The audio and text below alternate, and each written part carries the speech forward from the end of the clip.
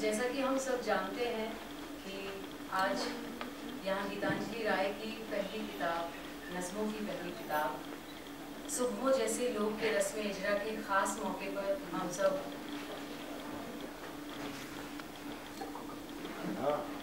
सब यहाँ जमा हुए हैं। इस खूबसूरत शाम में मौजूद तमाम सुबह जैसे लोगों का मैं दिली इस्तकबाल करती हूँ। मुझे एक शेर याद आ रहा है इस मौके पर विकास शर्मा राज साहब का कि गज़लों के आईने में शख्सियत लफ्ज़ी दिखती है। गज़लों के आईने में शख्सियत लफ्ज़ी दिखती है, इसके सहारे शायर की तस्वीर बनाना ठीक नहीं। ऐसा अक्सर होता है कि हम लोग किसी शायर का कलाम पढ़ते हैं, किसी राइटर का कुछ राइटर पढ़ते हैं और हम कुछ ख़यालात अपने जहन में पुख्ता कर लेते हैं उस राइटर के बारे में कि फ़लाँ वाक़या या फ़लाँ एहसास से वो राइटर गुज़रा होगा या शायद से दो चार हुआ होगा उससे वो शायर। बट अक्सर ऐसा नहीं होता। हम वो तस्वीर गीतांजलि से बात करने के बाद गीतांजलि की एक तस्वीर पुख्ता करेंगे। तो सवालात का कुछ सिलसिला हम गीतांजलि के बारे में जानेंगे, उनके अदबी सफ़र के बारे में जानेंगे। और सबसे पहले तो गीतांजलि बहुत बहुत मुबारकबाद। सुबह जैसे लोग, ये नाम सुनते ही एक बेहद खूबसूरत काम कूल सा एक मंजर जो है वो आपके जहन में उभरता है, बहुत सी पॉजिटिविटी आती है। आपकी नज़्मों की किताब है, सुबह जैसे लोग नाम रखने के पीछे क्या कोई ख़ास वजह रही? सुबह का जो एक वक्त है ये किसी के लिए उम्मीद का इस्तियारा है और किसी के लिए क्रांति का। और वो लोग जो उम्मीदों और क्रांतियों से भरे होते हैं वो हमेशा से मेरे बहुत पसंदीदा रहे। एक ख़ास वजह ये भी है कि नाम मेरे दिल के कुछ ज़्यादा करीब था क्योंकि मेरी पहली नज़्म का उन्वान था, सुबह जैसे लोग। तो जब किताब का नाम मैंने सोचा तो यही एक नाम शुरू से जितनी बार सोचा हर बार मेरे दिमाग में यही एक नाम आता था, सुबह जैसे लोग। तो मैं चाहूँगी कि आप आपकी पहली नज़्म आपने कहा तो सुनाइए। हमारी दरख्वास्त है कि आप सुबह जैसे लोग सुनाएं। सुबह जैसे लोग बहुत अच्छे लगते हैं ना, ऐसा लगता है कि बहुत अलग हैं बाकी लोगों से। लेकिन उम्मीदों के बायस वो लोग भी अक्सर एक अरसे बाद किसी आम दिन की तरह ढल के नाउम्मीदी की लंबी रात बन जाते हैं। इनसे बेहतर तो वो लोग होते हैं जो खामोश शामों की तरह उम्मीदें नहीं मगर सुकून ज़रूर देते हैं। तुम आए तो थे खामोश शाम की तरह, तुम आए तो थे खामोश शाम की तरह, लेकिन उस रात के बाद मैंने तुम्हें एक सुबह तलाश करनी शुरू कर दी, जाने क्यों। शायद तुम आज भी एक खामोश शाम ही है, ये तो बस मैं हूँ जो तुमने अपनी सुबह तलाश करने की नाकाम कोशिश में है, क्योंकि सुबह जैसे लोग बहुत अच्छे लगते हैं ना।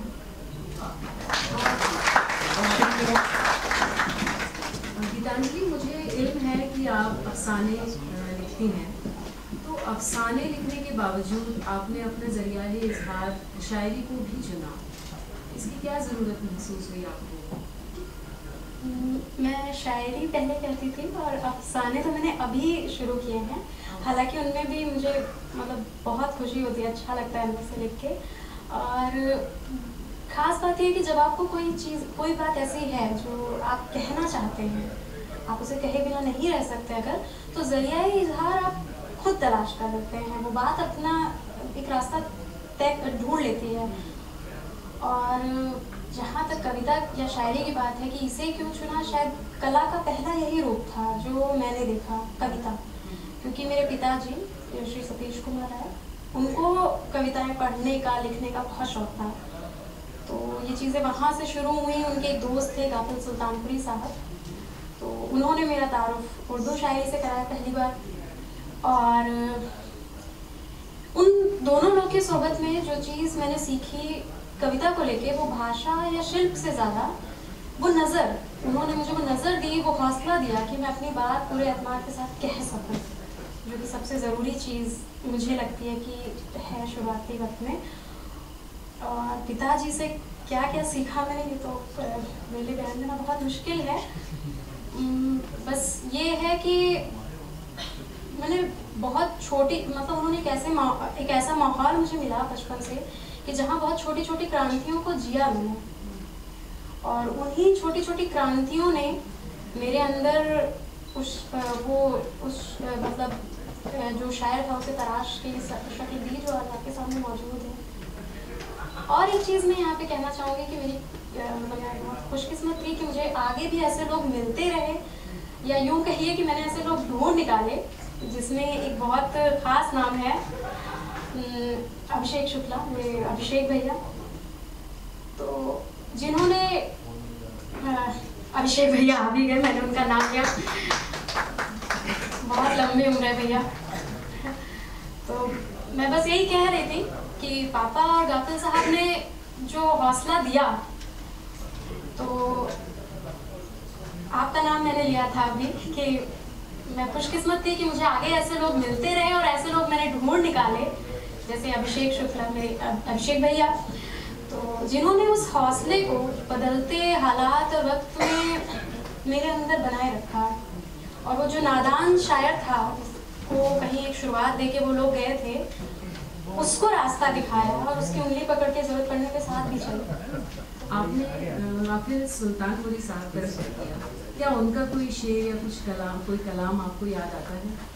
ये शुरुआती दौर का उनका कुछ लिखा हुआ?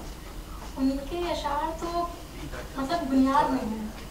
तो कई बार होता है कि अशार मैं ऐसे आपको भले ना सुना पाऊँ, लेकिन जो बुनियाद है पूरी वो उन्हीं की तैयार की हुई है। और कुछ अशार उनके मुझे बहुत पसंद हैं।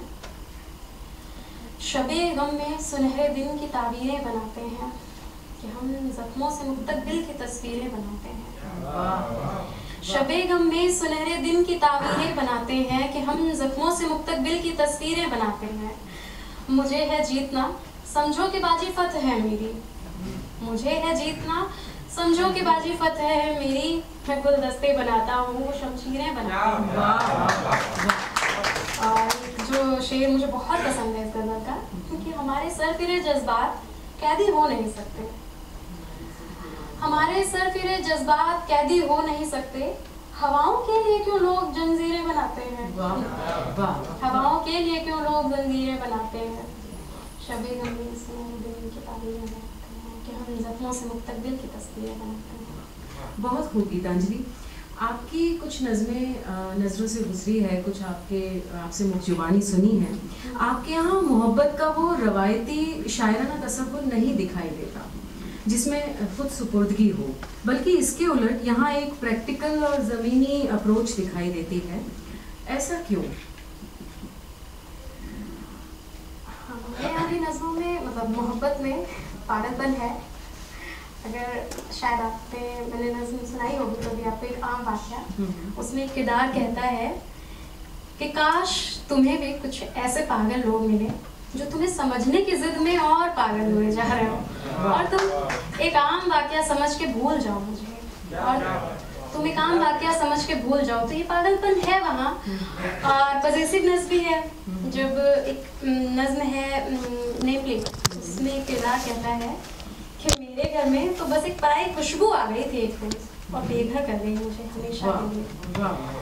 ये चीज़ें हैं, लेकिन जो आपका ऑब्जर्वेशन था कि खुद सुपुर्दगी वैसी नहीं दिखती जो रिवायती शायरी में मिलती है।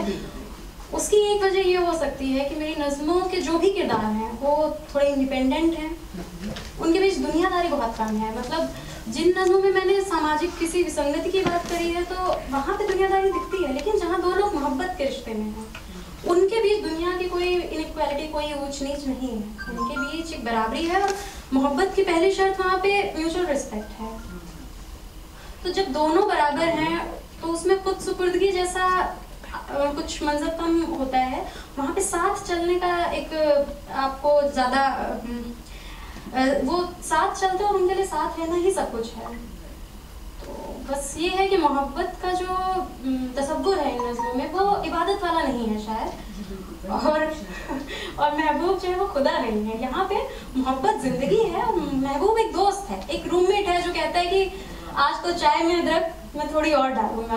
पकौड़े तुम बनाओगी, आज फिर से सुनाऊंगा तुम्हें वो फैज की नज़में कि ऐसी बारिशों को यूं ही जाया कौन करता है। आपने मुंबई वालों के सामने बारिश का जिक्र किया, अब पकौड़े भी आपको खिलाने पड़ेंगे। चलिए, एक दरख्वास्त और है गीतांजलि, कोई एक मोहब्बत की नज़्म जो आपके दिल के करीब हो, सुनाइए। ये जो मिसरे अभी मैंने पढ़ी, ये मेरे दिल के बहुत करीब है, तो मैं आपको यही नज़्म सुनाना चाहूँगी। जी बिल्कुल। ड्राइंग रूम में सोफे पे मेरे पास बैठा था कोई, मुझे समझा रहा था कि ज़रूरी है वक्त रहते संभल जाना, ज़रा पैसे बचाना, सोचना कुछ अपने बारे में। अचानक मुस्कुराए तुम, ज़रा खिड़की से बाहर बारिशें देखो, आज तो चाय में अदरक में थोड़ी और डालूंगा, पकौड़े तुम बनाओगी, आज फिर से सुनाऊंगा तुम्हें वो फैज़ की नज़में कि ऐसी बारिशों को यूं ही ज़ाया कौन करता है। और हाँ, तुम्हारे प्यारे हाथी ने रात को ख्वाब में आके नया किस्सा सुनाया है, सुनोगी तुम? ये सुन के हंस पड़ी मैं और समझाने लगा कोई मुझे फिर से, ज़रूरी है वक्त रहते संभल जाना। बहुत सुंदर गीतांजलि, बहुत सुंदर, शुक्रिया। आपकी चंद नज़में मुझे ख़ास तौर पे पसंद हैं, जिनमें LGBT और नेल पेंट शामिल हैं। उनको सुनाने की दरख्वास्त तो अपनी जगह है ही, पर मैं जो जानना चाहती हूँ वो ये कि ये नज़में अपने वजूद में कैसे आई, ऐसे क्या वाक़यात रहे या ऐसा क्या आपकी नज़रों से गुजरा कि आपने उन एहसास को कलम के ज़रिए कागज़ पर उतारा।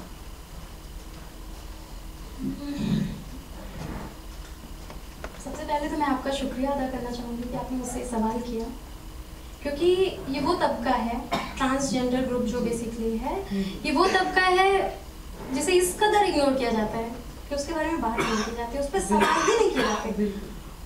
मतलब कोई सवाल ही नहीं करता कि ये क्या है, क्यों है, नहीं है हमारे बीच। तो ये चीज़ जो है, और ये कि मुझे इस पे बात करना क्यों ज़रूरी लगता है, मेरी सेंसिटिविटी बढ़ जाती है, या कोई पुरुष है तो इनसेंसिटिव होता है, ये चीज़ कतई नहीं है।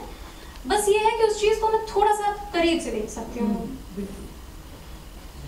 एक बहुत छोटी सी चीज़ थी जो अभी मैं यहाँ क्या कहूँ, मैं मतलब दिल्ली आने के लिए टिकट बुक कर रही थी और ये नज़में दिमाग में इधर बीच थी, और मैंने टिकट बुक करते हुए देखा कि जेंडर सेलेक्ट करना है तो आपका आता है मेल, फीमेल, ट्रांसजेंडर। जब सॉफ्टवेयर कोडिंग आप करते हैं तो ऐसा कोई भी ड्रॉप डाउन जो आता है तो वो ऐसे ही नहीं आ जाता, उसके पीछे एक लॉजिक होता है। लॉजिक जब टेक्स्ट वैल्यू होती है तो वो अल्फ़ाबेटिकल होता है, ये अल्फ़ाबेटिकल ऑर्डर नहीं है। हमारी सरकारी साइट पे सोशल ऑर्डर है, और जिसमें ट्रांसजेंडर अभी 2-3 साल पहले शायद आया था, 2016 में शायद आया है। तो ये मेल फीमेल, अगर इसको प्रॉपर कोडिंग इसमें की जाए मैं IRCTC का वर्क बता रही हूँ शायद यहाँ पे, लेकिन बहुत सही बात बता रही हैं। अगर ये प्रॉपर तरीके से लिखा जाए, या तो ये फीमेल मेल ट्रांसजेंडर होगा, या अगर ये उल्टे ऑर्डर नहीं रखना चाहते तो ट्रांसजेंडर मेल फीमेल करिए। तो ये जो है कि एक तबके को आप सबसे नीचे रख रहे हैं, तो ये चीज़ बहुत परेशान करती है। और इन दोस्तों से जुड़ने में मुझे सोशल मीडिया ने काफ़ी हेल्प करी, क्योंकि सोशल मीडिया का जो एक पॉजिटिव चेंज थोड़ा हमारे बीच आया उसकी वजह से, वो ये कि आप किसी भी तबके से जुड़ सकते हैं, भले आपके आसपास का समाज उसकी इजाज़त देता है या नहीं देता है। तो उन लोगों से बातचीत करके और उनके जो एहसासात थे वो सुनने के बाद मुझे लगा कि ये एक तबका ऐसा है जो इतनी गहराई में है जहाँ तक अभी रोशनी पहुँचने में बहुत वक्त लगेगा। मेरी ज़्यादातर नज़में किसी न किसी सच्चे वाक़े से ही इंस्पायर्ड है। मेरी एक दोस्त है ट्रांसजेंडर, उसने वो अपने फेसबुक प्रोफाइल पर कभी अपनी फ़ोटो नहीं लगाती थी, वो नहीं चाहती थी दिखाना अपनी तस्वीर, वो नहीं लगाती थी। और एक दिन उसने बहुत सुंदर सी फ़ोटो अपने पैरों में लगाई थी, पैरों में नेल पेंट लगा के, उन्हें अच्छे से सजा के। तो वो एक एहसास कि कोई इंसान अपना चेहरा नहीं दिखाना चाहता, वो आपको अपने पैरों की तस्वीर दिखा रहा है। तो ये नेल पेंट नज़्म उस एहसास का बयान है। मैं चाहूँगी कि आप मेरी पसंदीदा नज़्म नेल पेंट ज़रूर सुनाएं। ज़रूर सुनाऊंगी, मेरा भी मन है कि उस नज़्म को सुने मेरे दोस्त। सुनाइए। उसे मालूम है कि वो लड़की है, उसे मालूम है कि वो लड़की है, लेकिन उसके घर का आईना तक हंसता है उसके इस यकीन पे। जब भी मिलती है वो दिखाती है मुझे अपने पैरों की उंगलियों पे लगे खूबसूरत नेल पेंट, और मैं भी ऐसे खुश हो जाती हूँ जैसे मैं बस उसके पैरों से पहचानती हूँ उसे। जैसे मैंने कभी देखा ही नहीं उसका चेहरा। बेहद खूबसूरत। एक शायर या एक राइटर होने के लिए जहाँ तक मैंने सुना है और मुझे लगता है कि आदमी का हसास होना बहुत ज़रूरी है, और वो हसासियत आप में दिखाई देती है। इस नज़्म के लिए ख़ास तौर पर आपको मुबारकबाद भी और शुक्रिया भी। गीतांजलि, किताब में शामिल कोई ऐसी नज़्म जो आपके दिल के बेहद करीब हो, हम चाहेंगे कि चलते चलते वो एक नज़्म हम सब आपसे ज़रूर सुनें। वैसे तो लगभग हर नज़्म मुझे बहुत पसंद है और यही वजह है कि उसे किताब में रखा मैंने। एक नज़्म है जो कुछ खास वजह से मुझे ज़्यादा पहले भी पसंद थी, लेकिन जैसा होता है कि आप ये समझ सकते हैं, आप खुद इतनी अच्छी शायरी करती हैं तो ये चीज़ आप समझ सकती हैं कि आप अपना ही लिखा जब 6 महीने बाद पलटते हैं तो आपको दिखता है इसमें तो ये एक चीज़ है, अपने ही लिखे में कुछ नया मिल जाता है। मेरी एक नज़्म है नदी। वो नज़्म आज़ादी, हिम्मत, जुनून इसकी बात करती है। और मैंने कुछ वक्त पहले ये नज़्म मैंने 2-3 साल पहले शायद कही थी, बहुत शुरुआती वक्त में 2015 में। और अभी मैंने थोड़े दिन पहले देखा तो मुझे याद आया कि अरे जो शख्स मेरी ज़िंदगी में हमेशा हिम्मत और जुनून का ज़रिया रहा है उसका नाम भी एक नदी के नाम पे है। मेरी मम्मी का नाम श्रीमती गोदावरी राय है और वो आज हैं यहाँ पे मौजूद। मैं बहुत खुशकिस्मत हूँ। तो ये अगर आप कहें कि किताब से कोई एक नज़्म पढ़ने को तो मैं वही नज़्म। बिल्कुल, हम चाहेंगे कि आप ये नज़्म सुनाएं। उसके बाद मेरा एक सवाल और बाकी है, पर बीच में इंटरप्ट कर रही हूँ। मैं चाहूँगी कि गोदावरी राय जी, ये सवाल आप मुझसे पूछ लीजिए। चलिए तो पहले मेरे इस सवाल का जवाब दीजिए कि मोहब्बत के अलावा भी आपकी शायरी में और बहुत से मौज़ूआत दिखाई देते हैं, जैसे कुदरत पे, सोशल इश्यूज़ पे आपने बहुत कुछ कहा है। सुनने वालों की सहूलत के लिए क्या आप उन मौज़ूआत पे कुछ रोशनी डालना चाहेंगे? एक्चुअली वो नज़्म मैं बहुत तसल्ली से पढ़ना चाहती थी, इसलिए मुझे लगा कि हाँ पहले हम आपके सारे सवालों का जवाब दें। पिछले ये जो किताब है इसमें वैसे मैंने थोड़ा बचपन से चीज़ें लिखी, लेकिन वो मुझे एक वक्त के बाद लगा कि ये सब बचपना था। 2015 से अब तक 3-3.5 साल में जो भी चीज़ें नज़्में कही मैंने वो इसमें है। और इस वक्त में जो भी चीज़ें मेरी नज़रों के सामने से हो के गुजरी वो कहीं ना कहीं किसी न किसी फॉर्म में इन नज़्मों में, इस किताब में मौजूद है। 2016 में मैं अपने कमरे की सफाई कर रही थी तो पेपर्स, रद्दी पेपर उठा के रख रही थी मैं एक स्टोर रूम में। तो उस वक्त एक नज़्म कही थी मैंने, अखबार। और एक नज़्म जो सुबह जैसे लोग, मेरी पहली नज़्म थी और दूसरी नज़्म का उन्वान था रोस्टेड चिकन। आप समझ सकती हैं वो उन्वान कहाँ से आया है। तो कुछ चीज़ें थी जो दिल के, कुछ ऐसे मसले थे जो दिल के ज़्यादा करीब थे। जैसे कहानियाँ मैंने जंगल पर लिखी तो इधर भी जंगल और पेड़ पौधे, या फिर वैसे भी दुनियादारी, उससे पैदा होने वाला अकेलापन, या फिर कोई ऐसा तबका, जैसे अभी हमने ट्रांसजेंडर ग्रुप की बात की, कि ऐसा तबका जिसको आज तक हम एक्सेप्ट ही नहीं कर पा रहे, या फिर कोई भी ऐसा जो सिस्टम का शिकार है किसी भी तरीके से, चाहे औरतें हैं या फिर एक आम गरीब इंसान है। जैसे नौकर का बच्चा नज़्म में एक नौकर अपनी बात कहता है। तो ये जो भी चीज़ें हैं ये कहीं ना कहीं मेरे आसपास से ही सब हैं और इन्हीं सब चीज़ों पे मैंने बात की, जो देखा है सब लिख दिया है बस। आपने अभी एक सवाल के जवाब में कहा था कि आपके जीवन में बहुत सारी छोटी छोटी ऐसी क्रांतियाँ हुई हैं जिनसे प्रेरित होकर के आपने नज़में कही हैं। तो कोई ऐसी नज़्म जो किसी खास वाक़ये की याद दिलाती हो, या जिसके पीछे आपका मानस कुछ कोई विशेष बात बताना रहा हो, कोई ख़ास बात, ऐसी कोई नज़्म हम लोगों के साथ शेयर कीजिए।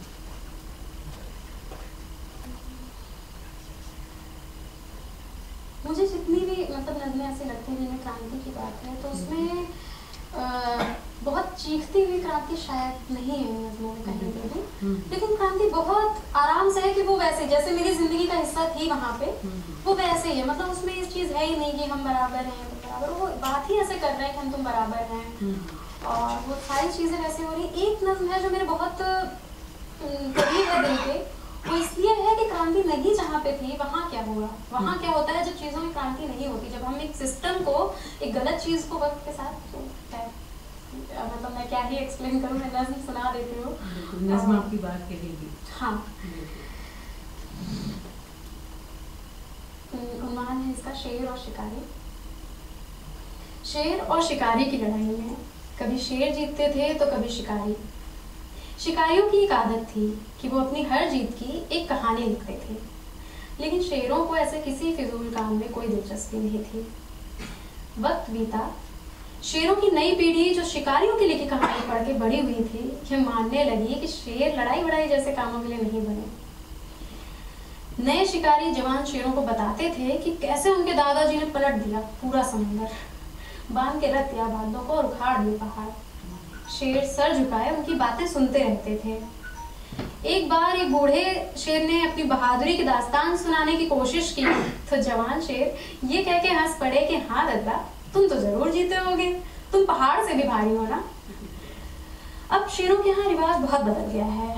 अब लड़ने गुस्सा करने वाले शेर अच्छे नहीं माने जाते। एक अच्छा शेर हमेशा मुस्कुरा के मिलता है सबसे, और शिकारियों की तो हर बात मानता है। आखिर ये बहादुर शिकारी ही तो हैं जो बचाते हैं शेरों को जंगल के खतरे से। अब शेरों के यहाँ लड़ाई वड़ाई जैसे काम नहीं होते, अब शेरों के बच्चे बस सर्कस में काम करते हैं।